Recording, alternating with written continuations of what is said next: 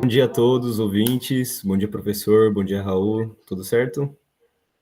Tudo certo. Bom dia a todos. Bom dia. Bom dia. Nós, alunos da Universidade Federal de São Carlos, do campus Lagoa do Sino, do perfil 2 do curso de Engenharia Agronômica, vamos dar início ao nosso podcast denominado Prosa Rural, que é fruto de uma atividade aqui do nosso curso. Hoje nós vamos conversar sobre transgenia na agropecuária e o nosso objetivo é saber mais sobre esse assunto, quais são as principais dúvidas dos produtores dessa tecnologia, será que realmente vale a pena, quais são as vantagens, tem alguma desvantagem? Tentaremos esclarecer tudo aqui nesse podcast. Primeiramente, para dar início à nossa conversa, temos aqui o professor Pedro Cristofoletti. Obrigado pela sua presença, professor. Eu que agradeço. Foi professor da Exalc USP por 30 anos. Professor, se eu quiser se apresentar um pouquinho mais, fique à vontade. Olá a todos, né? Bom dia, boa tarde, boa noite, quando você estiver assistindo esse podcast. Então, meu nome é Pedro Jacob Cristofoletti, eu sou engenheiro agrônomo, sou formado em 1981, já faz um bom tempinho, né? E eu trabalhei inicialmente numa estação experimental, onde hoje, inclusive, é o campus da Universidade Federal de São Carlos, em Araras. Eu trabalhei 7 anos lá como chefe de departamento na área de plantas daninhas. Depois eu entrei na Exalc, fui docente da Exalc durante 30 anos na área de biologia e manejo de plantas daninhas. Fiz o meu mestrado na Exalc, doutorado na Colorado State University nos Estados Unidos, também um pós-doutorado por lá. Fui professor associado titular e atualmente estou aposentado há 4 anos. E após a minha aposentadoria, eu abri uma empresa de consultoria, pesquisa, treinamento, que se chama Herbitech, Consultoria e Pesquisa Agronômica.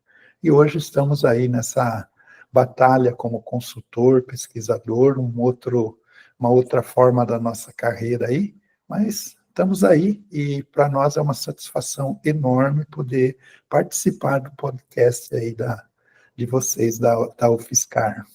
Professor, novamente agradecendo a sua participação. Primeiramente, gostaria de me apresentar. Meu nome é Raul Stêncio, atualmente estou no perfil 2 de Engenharia Agronômica, do curso de Engenharia Agronômica da Universidade Federal de São Carlos, no campus Lagoa do Sino. E, então, para a gente começar, a gente fez uma seleção de algumas perguntas, a gente fez algumas entrevistas com alguns produtores, teve alguns estudantes também que participaram, e a gente fez uma filtragem de acordo com as suas especialidades para a gente conseguir explorar de uma forma mais interessante, que a gente consiga sanar algumas dúvidas de quem nossos telespectadores que possam estar assistindo, né, seja interessante. Então, vou fazer uma pergunta mais genérica. Sejam perguntas fáceis, hein? Não vamos fazer pergunta difícil, hein? Eu acredito que para você vai ser tranquilo. Certo. Mas, então, para a gente dar uma fase introdutória aqui, vou começar com uma pergunta mais genérica, para a gente ir estabilizando o assunto, pessoal. Certo.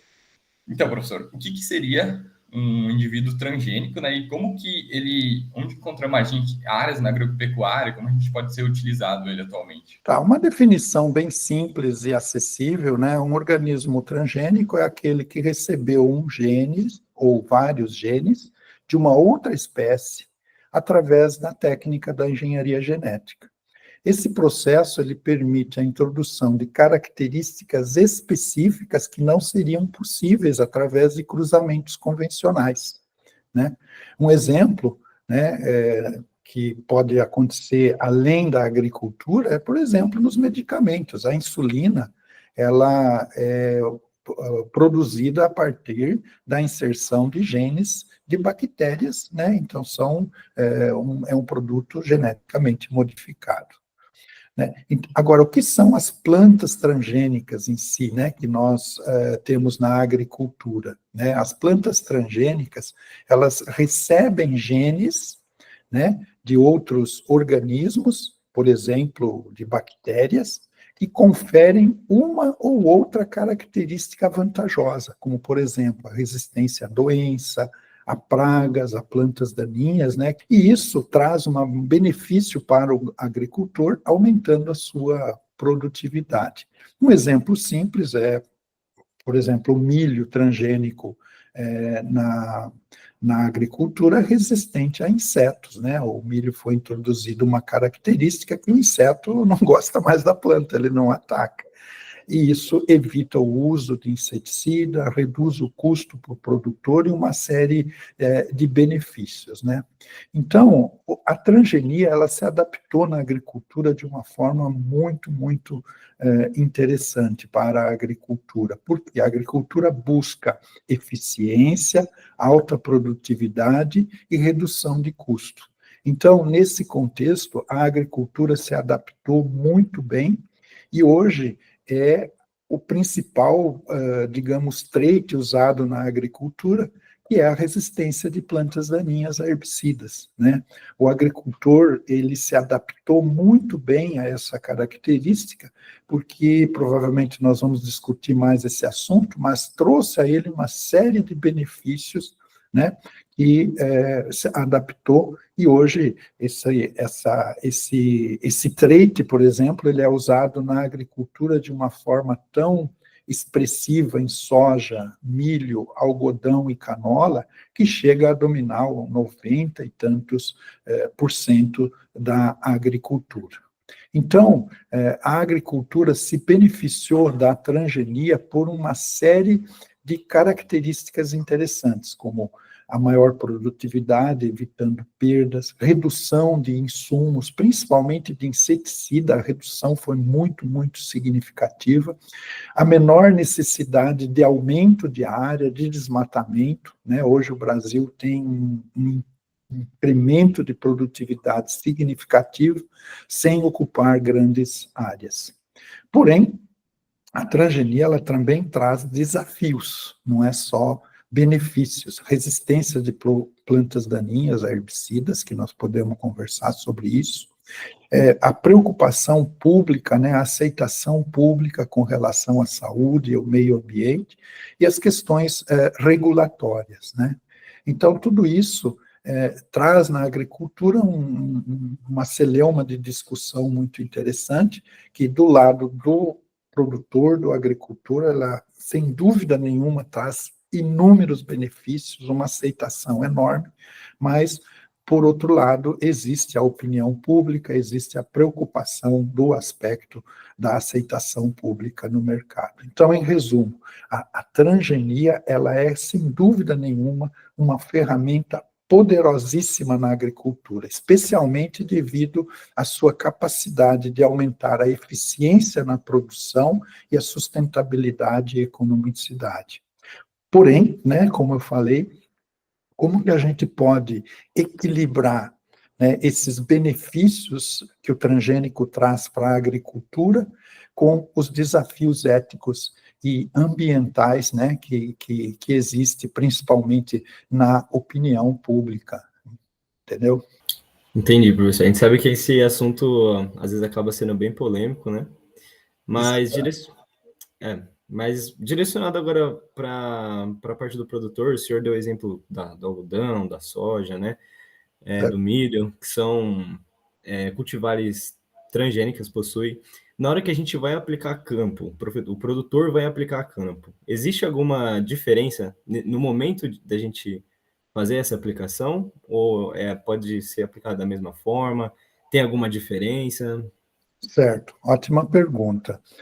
Essencialmente, as plantas transgênicas, elas são exatamente iguais às plantas não transgênicas, exceto a característica que foi introduzida, né? Quer dizer, o grande pulo do gato na transgenia, qual foi? É você conseguir melhorar a planta em apenas uma característica e manter tudo o resto igual. Entendeu? Então, por exemplo, é introduzir só a resistência ao herbicida, mas não afetar a precocidade, não afetar o crescimento, o desenvolvimento, a eficácia fotossintética, tudo fica igual. Então, é uma característica que a gente chama de trait, né, que é introduzida e é só aquilo que é modificado. O melhoramento da planta como um todo, nada é mexido. Então, essa modificação não altera nada nas demais características, como produtividade, qualidade dos grãos, tolerância às condições climáticas, que são mantidas e obtidas apenas através do melhoramento genético convencional. Então, após inserir, né, o trait, né, o melhorista, o que ele faz? Né? Ele insere o trait e faz uma série de retrocruzamentos para que a variedade ela permaneça exatamente a mesma. Então, vamos supor, se é uma variedade adaptada ao cerrado, ele insere o trait de resistência a herbicida, por exemplo, mas ele retrocruza e mantém essa variedade adaptada à condição regional, não muda nada. Né? Então, por exemplo, um milho resistente a um inseto, ele tem a mesma altura, o mesmo ciclo de crescimento, a mesma produtividade que a variedade convencional. Porém, ele tem a diferença de que ele é resistente ao inseto. Então, esse é o grande aspecto. Né? Agora, quais são as diferenças específicas que vai acontecer, por exemplo, em plantas resistentes aos herbicidas, né? É a forma como o agricultor vai utilizar e vai controlar essa planta daninha, né? Então, ele vai mudar o herbicida, vai mudar a forma como ele trabalha. Então, esse é o ponto interessante. O trait, ele traz uma característica que vai simplificar o manejo para o agricultor. Né? As culturas transgênicas realmente proporciona, por exemplo, no caso do herbicida, proporciona para ele maior flexibilidade na aplicação, né? Ela exige menos herbicidas, quer dizer, é um herbicida específico que traz alguns problemas, mas para o agricultor a simplificação é muito grande. E na maioria dos casos, as plantas transgênicas, elas trazem uma redução no custo. Né? No próprio herbicida, no inseticida, ela reduz o custo. Porém, né, o uso de plantas transgênicas, embora ele não traga essa mudança na forma como se cultiva, na forma como se produz, né, ela é uma característica, né, que é apenas uma ferramenta. Né? O transgênico é uma ferramenta para ampliar o potencial da variedade. O potencial da variedade em si, de produtividade e tudo mais, ele só é obtido a partir do melhoramento genético convencional. O trait, ele só vem como um auxiliar num aspecto. Por exemplo, no caso da planta daninha, antigamente nós tínhamos uma dificuldade de manejo com a soja convencional, de precisar um herbicida para folha larga, um herbicida para folha estreita, aplicar um num estádio, outro no outro estádio, aplicações repetidas, fitotoxicidade e tudo mais. Com o transgênico, toda essa problemática de herbicida ela foi resolvida com a questão do glifosato. Então, a engenharia genética é apenas uma ferramenta para a gente ampliar o potencial da variedade já desenvolvida pelo melhorista, respeitando, né, o contexto agronômico da variedade na região, a adaptabilidade para o ambiente de produção, para o tipo de solo e tudo mais. Perfeito. Ô, professor, tem mais um ponto aqui, afunilando um pouquinho mais para a questão das plantas daninhas, de área de hematologia. Qual que seria esse impacto dos transgênicos referente a essa área das plantas daninhas? Você tinha falado do glifosato, né? Você poderia especificar um pouquinho mais essa relação para a gente? Sim, uma das maiores inovações trazidas pelos organismos genéticos transgênicos, né, os geneticamente modificados, foi a introdução de cultivares resistentes a herbicidas. Essa foi, vamos dizer, o primeiro grande uso na agricultura, né, e também ao BT. Mas no caso específico, então, do herbicida, né, foi a resistência ao glifosato. Essa tecnologia, né, do ponto de vista agronômico, transformou absolutamente o manejo de plantas daninhas nas culturas de soja, milho e algodão e canola. como eu já falei, simplificando deveras o manejo e aumentando a eficácia de controle de plantas daninhas.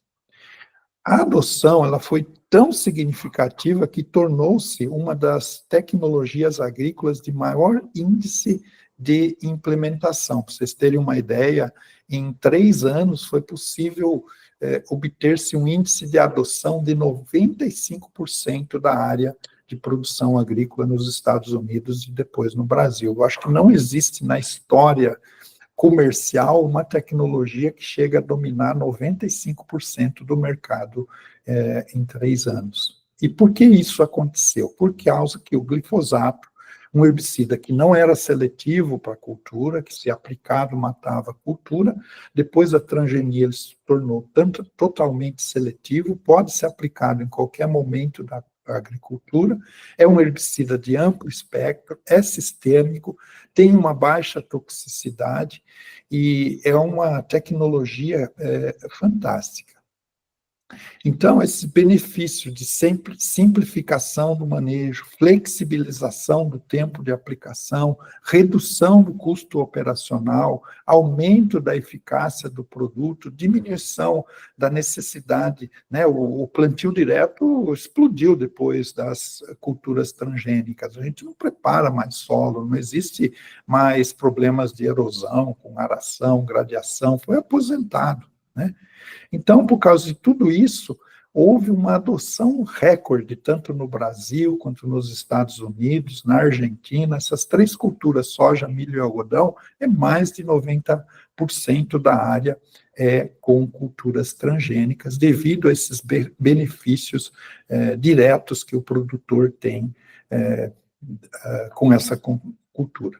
Porém, né, como tudo de inovação, ele traz também desafios, né? Ocorreram desafios ao longo do uso dos transgênicos. Primeiro, a questão da resistência da planta daninha, né? Então, nós vamos provavelmente abordar esse assunto, né? As plantas daninhas, como seres biológicos, né, foram selecionadas populações resistentes e tornou, às vezes, o glifosato um problema no seu uso.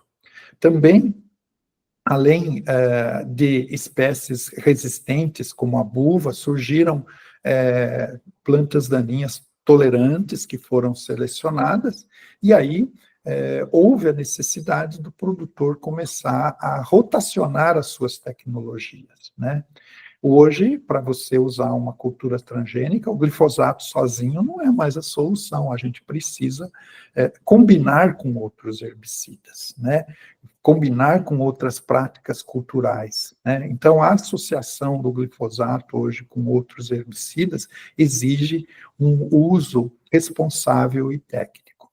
Então, para concluir essa pergunta, a resistência ao glifosato, ela revolucionou o manejo de plantas daninhas, tornando a forma como a cultura da soja, milho e algodão são cultivadas. E o sucesso dessa tecnologia demonstra o potencial, né, da engenharia genética resolver problemas agrícolas. Mas, né, esses desafios que eu comentei, né, ressalta a necessidade de que essa prática ela seja usada de forma responsável, né, pelo agricultor, para garantir a sua sustentabilidade a longo prazo. Que legal, professor. Então, o transgênico ele veio realmente para revolucionar a agricultura aqui no Brasil. Então, que o produtor ia ter muito gasto com herbicida, com adubação, com tomar os cuidados ali com a cultura, o transgênico ele já vem para justamente amenizar esses custos, né? Exatamente. E uma pergunta que eu queria fazer, já emendando aqui, tem algum cuidado que os transgênicos exercem? Então, por exemplo, tem algumas leis que regulamentam esses transgênicos, os animais de gado, por exemplo, para corte, para leite, podem se alimentar de cultivares transgênicas? Certo.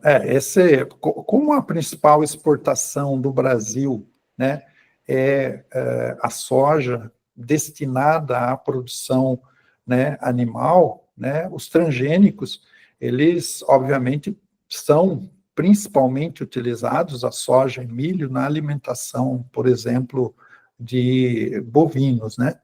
Então, a resposta aí é realmente sim, nós podemos utilizar os transgênicos, né, e eles desempenham um papel muito significativo na nutrição animal. Eu entendo que as exportações de soja do Brasil para a China, para outros países aí, ela basicamente ela é trabalhada em cima da alimentação de bovinos, de corte e de leite, né? Por quê? Porque tanto a soja como o milho são ricas em proteínas, e como eu falei, a transgenia não muda nada. A soja convencional e a soja transgênica, ela tem a mesma quantidade de proteína, o mesmo fornecimento de energia na forma de amido ou de proteínas da soja, né? E qual que é o grande benefício que a transgenia traz na produção animal, né? O barateamento do custo de produção reduz o custo da ração, a lucratividade do produtor, né? Mas a qualidade, ela se torna consistente, né? Agora, os transgênicos, eles são regulamentados, tanto no Brasil quanto no exterior, né? Então, para vender o transgênico para a produção animal e mesmo para a alimentação humana, no Brasil nós temos a CTN-Bio, né, que é uma Comissão Técnica Nacional de Segurança, que ela faz e ela exige no registro de um produto transgênico testes rigorosos que utilizam assim, tecnologias de testes muito avançadas para ter a segurança animal para o consumidor ou para o meio ambiente, né? Então, é muito importante, né, que a gente salientar que essa regulamentação pela CTN-Bio e pelas leis que regulamentam os transgênicos são bastante rigorosas, né? Então, eu entendo que o uso da soja e do milho transgênico na alimentação bovina, equina ou qualquer tipo de alimentação animal, de acordo com essa regulamentação que a gente tem no Brasil e em outros países, é uma prática segura, eficiente e amplamente adotada, além de contribuir, né, com a redução de custos e oferecer alimentos de alta qualidade, né? Então, os transgênicos, eu entendo que são grandes aliados da pecuária, né, e de outras produções animais, que podem, então, melhorar e equilibrar a produtividade e atender a demanda dos mercados exigentes aí. Muito bom, professor. Importante sempre desmistificar, né, essas incoerências que às vezes algumas pessoas acabam pregando, né, às vezes acabam ocasionando um medo na população. Então, é muito interessante você ter abordado esse tema, né, na parte de bovinos. Interessante. E já aí, para a gente finalizando, que o nosso tempo é relativamente curto, professor, qual que você acredita que seria a sua perspectiva futura para o mercado dos transgênicos? E se você pudesse deixar algum insight, assim, para futuros pesquisadores, de formas de pesquisa, assim, abordagens a assuntos? Olha, eu entendo que a demanda de alimentos é um crescimento contínuo, né? Nós temos cada vez mais uma demanda e um crescimento populacional, né? Então, isso, e como nós comentamos nos benefícios dos transgênicos, ele, vamos dizer, protege a produtividade, incrementa a produção.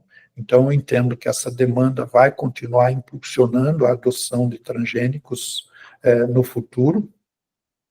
Também existem novos mercados, né, que estão acontecendo, né, tanto para culturas menores, culturas regionais. Então, o desenvolvimento de outros cultivos, além da soja, milho e algodão, vão acontecer no futuro. E existem novas tecnologias no mercado que estão surgindo e que vai causar avanços na biotecnologia. Por exemplo, a edição gênica, né? A edição gênica, chamada de CRISPR, né? PR, é uma forma de que a transgenia no futuro ela será muito mais fácil de ser formada, né? O que é o CRISPR? O CRISPR é é uma tecnologia que pega um pedacinho de gene de qualquer organismo conhecido e pega esse pedacinho de gene e insere na nova planta de uma forma muito mais prática, muito menos aleatória, que é o momento atual. Então, nós temos, com certeza, uma evolução muito grande. Também, no futuro, nós teremos uma integração digital dessas tecnologias, né, com ferramentas digitais, com sensores, big data, que vai otimizar as culturas, aumentando a sua eficiência no manejo agrícola. Agora, existem desafios, né, desafios regulatórios e aceitação pública. Então, enquanto no mercado brasileiro o transgênico é bastante receptivo, na Europa, por exemplo, praticamente não se permite o uso de transgênico. Então, a aceitação vai depender da gente convencer esses mercados que são, digamos, resistentes ao uso, né, e melhorar a percepção pública. Também o uso dos transgênicos vai depender de que o agricultor faça o uso racional da tecnologia, evitando seleção de plantas resistentes, ou seja, mantendo a sustentabilidade do sistema. Mas, como aspecto geral, eu entendo, né, que os transgênicos têm um papel vital no futuro da agricultura, com potencial de resolver desafios globais agrícolas, né? E, contudo, né, o sucesso dessa inovação depende de que a ciência continue trabalhando de forma contínua, né, nas inovações, nas novas formas de se obter transgênico. Nós entendemos que a regulamentação ela precisa ser a mais clara possível no futuro, para que as pessoas que são resistentes aos transgênicos tenham mais aceitação pública, né? E, principalmente na agricultura, nós temos que orientar o produtor a fazer práticas agrícolas os mais sustentáveis possível, para não acontecer o que vem acontecendo com o glifosato, né? É uma ferramenta fantástica, mas a gente praticamente está perdendo o glifosato por causa dos problemas. Então, a chave, né, do sucesso é equilibrar produtividade, os objetivos do agricultor, com sustentabilidade, garantindo que essa tecnologia beneficie não apenas os agricultores, mas o público em geral, o meio ambiente, os consumidores tenham a percepção de que o transgênico pode auxiliá-los também, não só na prática do agricultor. Como que nós podemos, por exemplo, fazer uma transgenia que o público em geral, ou o consumidor, melhor dizendo, seja beneficiado? Através de produtos transgênicos que imprimam melhor qualidade nutricional para os alimentos, né, melhor qualidade do produto em si.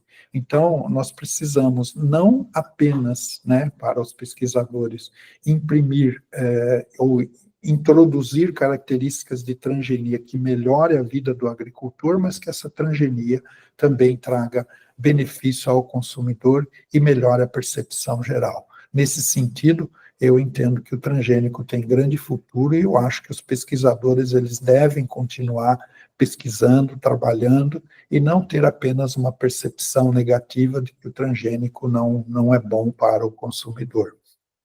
Ok? Legal. Obrigado, professor. Professor, já estamos encerrando o nosso podcast. A gente agradece demais a presença do senhor. Você é referência para os nossos professores aqui na faculdade, então ter o senhor aqui com a gente é um prazer, sério mesmo.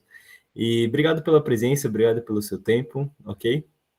Eu é que agradeço a oportunidade, né? A Lagoa do Sino, eu nunca tive o prazer de visitá-los, quem sabe um dia a gente vai aí, e sucesso para vocês, é uma iniciativa muito bacana, o podcast é um recurso dentro da internet muito bacana, eu mesmo quando viajo, aquelas viagens longas, intermináveis, fica o tempo todo assistindo podcast. É lógico que tem que ser seletivo, tem podcasts bons, podcasts não tão bons, mas eu tenho certeza que o de vocês vai contribuir para a agricultura, né, por vencer os desafios e informar o produtor. Grande abraço, obrigado, boa sorte e fiquem com Deus.